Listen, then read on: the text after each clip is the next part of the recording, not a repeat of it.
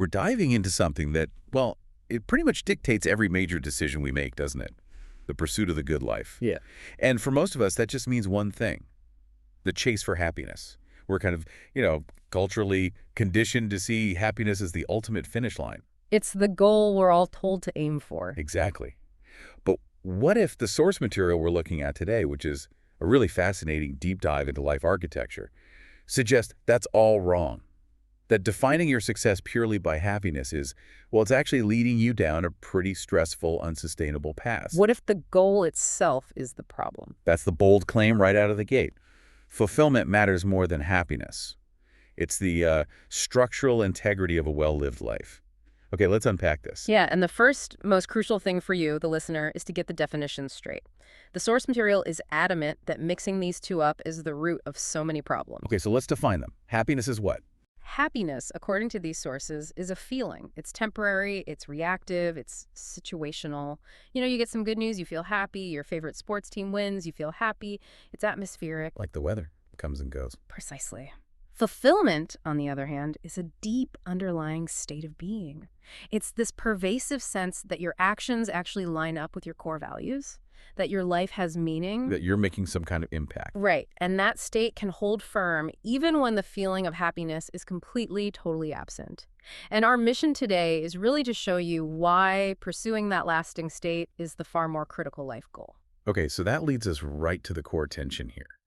If happiness is all about immediate positive feelings, we have to ask, what does fulfillment look like when you're genuinely suffering or just utterly exhausted? It looks like meaning completely overriding discomfort. And the source material gives this incredibly powerful narrative example that just makes the distinction so visceral. Okay, let's hear it. So, consider a father caring for his sick child. He might be up for 3 nights straight, managing medication, dealing with fevers, comforting a little kid who's distressed. I can imagine. He's miserable. By any objective measure, he's physically miserable, he's running on fumes, deeply uncomfortable, and he is certainly not happy in that moment. He is living in a temporary state of duress, sacrificing all of his own comfort. But the sources argue he is also profoundly fulfilled. And why? It's because fulfillment isn't about enjoyment, it's about meaning. It's about duty. he's doing what matters. He is actively performing the duty that aligns with his core purpose, which is protecting his family. The satisfaction, the fulfillment, it comes entirely from the meaning embedded in that sacrifice, not from any pleasure in the action itself. That fundamentally changes the metric of success then. You stop measuring your day by comfortable feelings, and you start measuring it by meaningful action. And that's a huge psychological shift, a critical one, because if you only try to maximize those fleeting positive feelings, you'll develop an instinct to avoid anything that causes pain or discomfort. Which brings us to the next section, the warning from the sources. Why blindly chasing happiness can actually be dangerous. Exactly. Just feels so counterintuitive. I mean, why is avoiding pain and maximizing comfort a bad strategy for life? Because, as the source material argues, avoiding discomfort means you are actively avoiding growth. Growth requires struggle. Happiness, because it's so temporary, it becomes this powerful lure that just pulls you back towards stagnation. Okay, give me an example. All right, think of a student who signs up for a really challenging technical course. Yeah. It's tough. They're struggling with the workload. Maybe they have to miss out on social events. They fail the first midterm. So they are momentarily very unhappy. Very unhappy. And if they are solely chasing happiness, what do? They drop the course immediately. They go right back to a state of comfort and ease. And the long-term cost of making that choice. Years later, they look back and realize they gave up the chance to build a meaningful, challenging, sustainable career, all because it required enduring that temporary unhappiness. The tough course offered growth, which leads to fulfillment, but it required walking through a period of pain. The sources are pretty clear then. If you aren't willing to be unhappy for a while, you can't really achieve that deeper, lasting state of fulfillment. You just can't. So fulfillment is the blueprint. It's the structure of the building. And happiness is just the weather, sunlight, or rain coming through the windows. It's structural versus atmospheric. That analogy is perfect. It absolutely captures the difference in scope. Now let's take that and look at fulfillment in these really high-stakes roles where sacrifice is just part of the job description. Right, let's get into those powerful examples from the source material, the ones that prove meaning can override immense pain. The sources point straight to some of the most demanding professions you can imagine.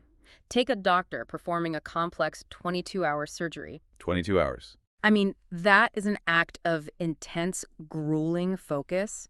It's physically exhausting, it's mentally punishing, it requires just tremendous discipline.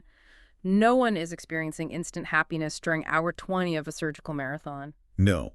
Or a soldier, say, defending a border, knowing they might face incredible danger. Or a judge delivering a really tough verdict that they know is going to bring profound pain to a defendant and their family. I mean, those are not joyous moments. Not at all. They're acts defined by difficulty. Yet, the people in these roles often report the highest levels of professional fulfillment. And the question is why? Because they're serving something better than themselves. Exactly. A bigger purpose, justice, safety, life preservation, that completely transcends their own personal momentary feeling. The key is that they're acting in service rather than for self-gratification. And this idea of acting for the greater good, separate from immediate pleasure, this takes us into the philosophical anchor the Source provides. It does. It takes us right to the Bhagavad Gita. That profound spiritual text and the famous advice Krishna gives to Arjuna right on the battlefield. Yes, and that insight is really the philosophical bedrock of fulfillment.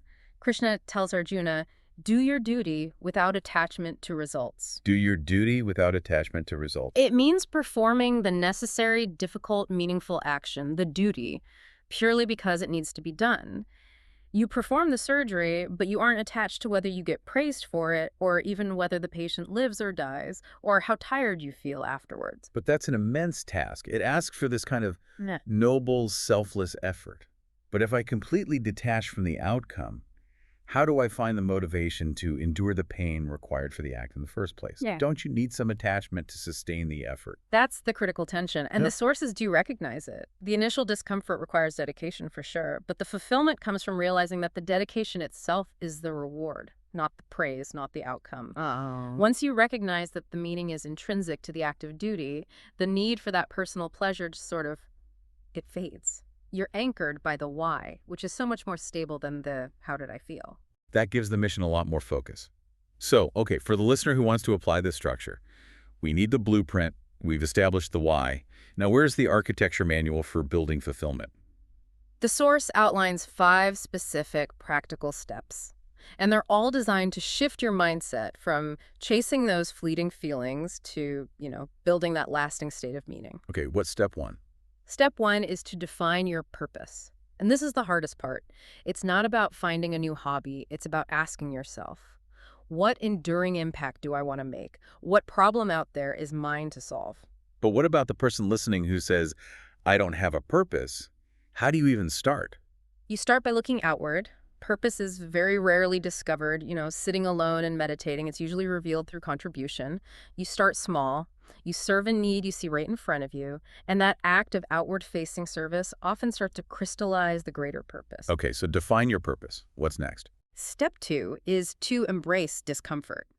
We've talked about the theory, but the practice is about actively leaning into challenges. When you see a project that feels too big or a skill that feels too difficult, you have to consciously recognize this difficulty is not a signal to quit. It's a signal that growth is happening. It's a signal that growth is imminent. Mm-hmm. You stop using that feeling of stress as an immediate stop sign, and you start seeing it as a signpost for progress. I like that. A signpost. Okay, step 3. Step 3 is to serve others. Contribution is the primary engine of meaning. Remember the father with the sick child. Fulfillment is fundamentally relational. I mean, a great meal makes me happy, but helping a community build a park makes me fulfilled because the meaning is shared and it's outward facing. Right. And number 4. Number 4, and this is so crucial for energy management, is to separate your PPP spheres. PPP spheres. Okay, you have to explain that. Yeah, the sources use that acronym PPP. Mm-hmm. But based on the whole context of life architecture, it almost certainly refers to separating your personal, professional, and public responsibilities. Wait, why is separating them so important? Are we always told to, integrate our lives? Bring your whole self to work? Well, integration can often lead to a confusion of duties. When you blur all those boundaries, stress from one sphere just bleeds right into another. If you have clarity on whether you're acting as a family member, which is personal, or an employee, which is professional, or citizen, which is public, you can better allocate your energy to the specific duty of that sphere. Role confusion. It's a huge energy drain. Separation frees up that energy for meaningful action. And then finally, step 5 is to reflect regularly. You have to intentionally check your compass, not just your mood.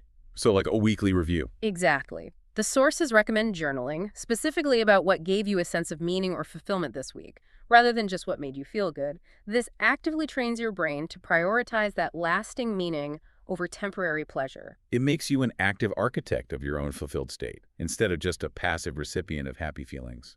And the power of that choice is just. It's perfectly encapsulated in the final anecdote from the source material. The story of the CEO who had to lay off a segment of his workforce. Right. A terrible day. A profoundly painful, stressful, grief-ridden event. I mean, it was the absolute antithesis of a happy day at work, a moment of profound unhappiness mandated by duty. But he found fulfillment in it. He did. Because, as he explained, laying off a small percentage of employees was a necessary strategic pain point that actually saved the entire company and thousands of remaining jobs. Fulfillment, that state of serving the greater purpose and protecting the larger whole, it completely overrode the acute temporary pain of that necessary unhappy action. That is the ultimate metric shift. It moves the focus entirely from, did this feel good, to, did this action matter, and did it serve a greater duty? So as we wrap up this deep dive, the distinction couldn't be clearer. Happiness is a beautiful but temporary feeling. Fulfillment is a robust, enduring state of being. And the sources guide you to choose the latter, to cultivate it through purpose and service and embracing difficulty, because that's what truly gives life meaning. So what does this all mean? It means the real work, the most meaningful work. It often starts right when the fun stops. A powerful thought to end on. Well, we talked about that profound advice from the Gita. Do your duty without attachment to results. It drives service, it drives detachment. But we also touched on the incredible, sustained personal energy required for these high-stakes, low-pleasure duties, the 22-hour surgeries, the painful verdicts, those difficult layoffs. The cost. The cost. And this raises an important question for you to think about as you move forward with these ideas. If fulfillment is found in difficult duty and detachment, how do you manage the cost of that sustained service? What's the practical mechanism for refilling your own personal energy well when the very definition of success is that you must constantly give without expecting a personal reward or being attached to the outcome? That tension between selfless duty and self-preservation. That's where the next layer of life architecture is found.